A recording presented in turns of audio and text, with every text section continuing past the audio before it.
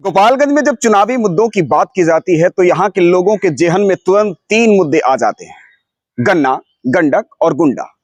पिछले एक दो सालों में यहाँ के युवाओं ने एक और ज्वलंत मुद्दे को इसमें शामिल कर दिया है, गोपालगंज में विश्वविद्यालय की स्थापना। लेकिन इन तमाम ज्वलनशील मुद्दों के रहते हुए भी जब यहाँ पे उपचुनाव हो रहा है तो यहाँ की पार्टियां, यहाँ के उम्मीदवार, यहाँ के कार्यकर्ता जातीय समीकरण को साधने में इस कदर जुट गए हैं कि आम वोटर भी इसी जातीय समीकरण के जोड़ तोड़ में उलझ गए हैं और आम वोटर मुद्दे से भटक चुके हैं। आज इन्हीं मुद्दों पर विश्लेषण होगा। विश्लेषण से पहले मैं अपना परिचय बता दूं कि मेरा नाम श्रवण कुमार है और मैं एक अखबार का पत्रकार हूं। जब बिहार में चुनाव होते हैं तो यहाँ के वोटर लगभग तीन भागों में बंट जाते हैं: युवा वोटर, महिला वोटर और बुजुर्ग वोटर। बुजुर्ग वोटर जो होते हैं उनके जो वोट होते हैं टोटली युवाओं पे ही डिपेंड होते हैं कि युवा जहां वोट करेंगे उनके घर के बुजुर्ग वहीं वोट करेंगे। और ये बहुत सीधे लोग होते हैं, ये भावनाओं में बह जाते हैं। कोई प्रत्याशी जाके इनको प्रणाम कर दिया, इनसे गले लग गया, कुछ देर के लिए भावनाओं में बह जाएंगे कि हम उन्हीं को वोट देंगे, मुद्दों से इनको कोई मतलब नहीं है।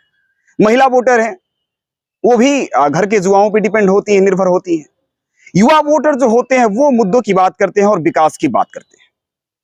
अब वोटरों की आबादी, वोटरों की संख्या किसकी कितनी है, उसके लिए एक आंकड़े को समझने का प्रयास करेंगे हम। यहां पे गोपालगंज सदर विधानसभा में कुल वोटर हैं 3,36,824 और इसमें युवा वोटरों की संख्या है 1,73,290।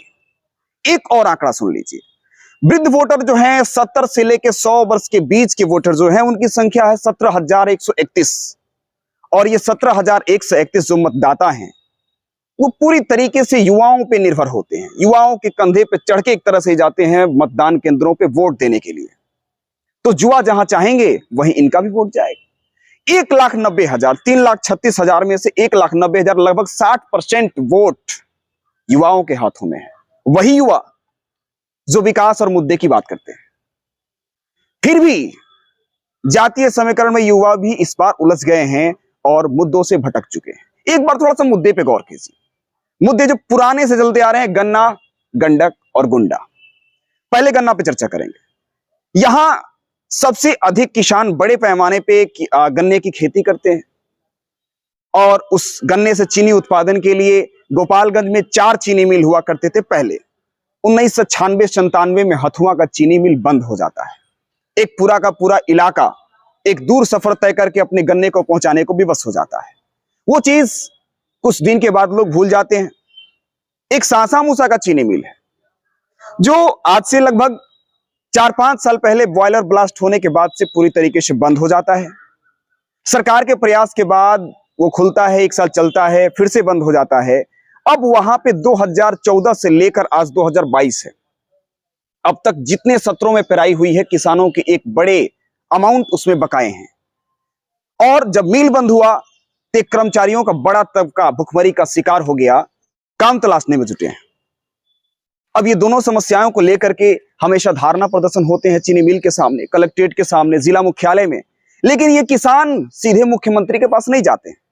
ये किसान बहुत हद तक जाएंगे तो ये जाके विधायक के सामने अपनी समस्याओं को रखेंगे और वो विधायक, अगर विधायक एक बेहतर चुनाव करते हैं तो वो विधायक जाकर के इस बात को सदन में उठाता है और किसान की कुछ सुनवाई हो जाती है। अब दूसरे मुद्दे पे हम आते हैं, गंडक। बिहार का शोक वैसे तो कोसी नदी को कहा जाता है, लेकिन जब उत्तरी बिहार में हम एंट्री करते हैं और खासकर गोपालगंज में आते हैं तो यहां का शोक ही होता है गंडक नदी। अब देखना चाहते हैं तो कभी आ जाइए जुलाई, अगस्त और सितंबर के महीने में। तय नहीं है कि कब बाढ़ आएगा, कभी जुलाई, कभी अगस्त, कभी सितंबर में यहां बाढ़ आता है।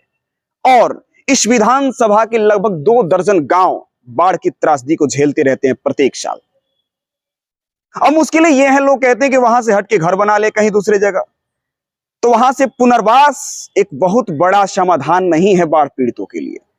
वहां से अगर बाढ़ पीड़ित जो हैं वहां से हटें तो खेती छूटे और रहें तो बाढ़ में घर डूबे। दोनों समस्याएं हैं। निदान एक ही है कि मजबूत बांध बने, उनकी खेती भी सुरक्षित रहे और वो वहां पे अस्थायी रूप से रह भी सके। और ये समस्या का समाधान तभी होता है जब विधायक सदन में ऐसी मांग को उठाता है। तीसरा जो मुद्दा है गुंडा, उस पर मैं बहुत चर्चा नहीं करना चाहूंगा। वो पूरे बिहार की समस्या होती है। हालांकि पहले का दौर तो अब नहीं है, लेकिन आए दिन भी बहुत आपराधिक घटनाएं होती हैं। अगर हमारा विधायक अच्छा होता है, उसको लेकर भी आवाज उठाता है, और पुलिस सख्ती से कार्य करती है और उससे भी काफी हमें सहूलियत मिलती है। अब नया जो मुद्दा आ रहा है यूनिवर्सिटी की स्थापना, गोपालगंज, सिवान और छपरा 3 जिलों का जो प्रमंडल है सारण, उसमें एकमात्र विश्वविद्यालय है जयप्रकाश विश्वविद्यालय। वहां के भी सत्र लगभग 2 साल लेट चल रहे हैं। यहां के छात्रों का बड़ा तबका पड़ोसी राज्य उत्तर प्रदेश की तरफ रुख कर चुका है स्नातक की पढ़ाई करने के लिए। कई लोग तो इंटर की पढ़ाई करने के बाद से स्नातक की सोचते नहीं है, छोड़ देते हैं। कॉलेज की दूरी है, कॉलेज में शिक्षक नहीं है, पढ़ाई नहीं होती है, तो शिक्षा का स्तर भी एक तरीके से बहुत अधिक प्रभावित है। तो ये जो आधे से अधिक वोटर हैं, कुल वोटरों का जो 60% की आबादी है, अगर ये चाहें तो मुद्दे की राजनीति कर सकते हैं। अभी आज से वोट लगभग 5 दिन दूर है, और अभी से चाहे युवा प्लान बनाए, युवा योजना बनाए कि हमें किन्हें वोट देना है, तो सभी प्रत्याशी युवाओं से ये वादा करेंगे कि हमारा विजन क्या है और इन मुद्दों को लेकर के हम करने क्या जा रहे हैं, और इन मुद्दों पे हम क्या आवाज उठाएंगे और क्या इसका समाधान होगा। बाकी ये विश्लेषण कैसा लगा आप कमेंट बॉक्स में जरूर बताएंगे। धन्यवाद।